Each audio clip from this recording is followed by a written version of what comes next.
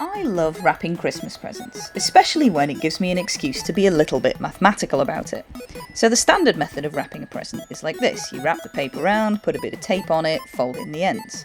But for certain shapes of present, this method gets a bit more interesting and slightly cool things happen. So that's a standard cuboid shape.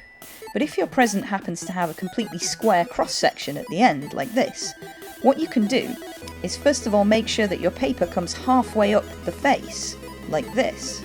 And then, if you do the standard method of wrapping it round, putting a bit of tape on it and then folding in the ends, you'll find that where the ends fold in, all the corners meet exactly in the middle, and you get this fantastic cross shape on the end, which, for certain patterns of wrapping paper, looks really, really nice. Another nice one is if your shape is an equilateral triangular prism, like this Tobler triangular prism shaped chocolate bars are available. What you can do in this case is make sure that your paper comes up to exactly the same height as the chocolate bar. You'll then find that if you do the standard method of wrapping it round, putting a bit of tape on and then folding in the ends, that the end of the paper will line up exactly and cover the entire triangular end. Look at that! It's beautiful! It lines up and covers it exactly. And in fact, if you don't want to put a bit of tape on the outside, you could even use some double-sided tape or glue to hold that end down, so it looks completely neat and perfect. If your shape is cylindrical, like this one, you can also use a bit of maths to work out how much paper you need. So instead of doing anything tedious like rolling it around, I can use my understanding of the mathematical constant pi, because the circumference is pi times the diameter. So I know that I need to cut here in order to have the right amount of paper to wrap this cylindrical present.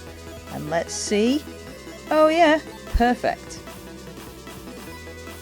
Another nice one is if the thing that you're wrapping is slightly squidgy, like this bag of marshmallows.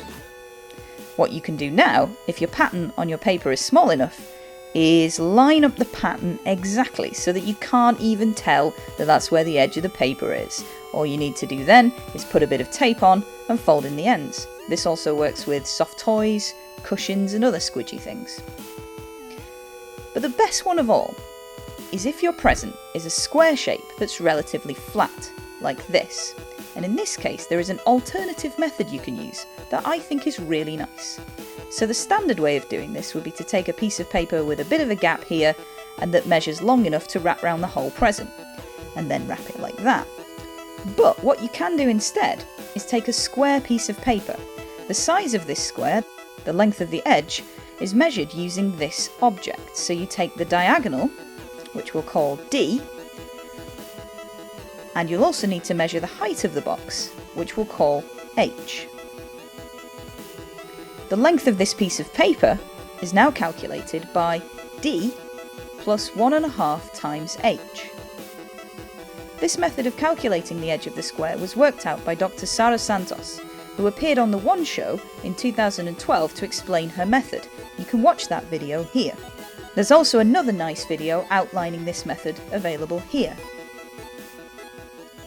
Anyway, to wrap your present, you take your square bit of paper, you can fold it in half twice to get these nice guidelines, and then place your present on the paper at 45 degrees. You then fold in the two corners opposite like this, and you can put a bit of tape here if you want. You can then fold in the other two corners. You may need to do a little bit of kind of tucking in at the edges to make sure that's completely neat, but all four corners will meet exactly in the middle. And it looks beautiful. It's simple, it's neat, and it just makes sense. And in fact, if you're feeling really super hardcore, you can just secure the entire thing using one bit of tape here. There you have it, the diagonal wrapping method. Merry Christmas, everyone!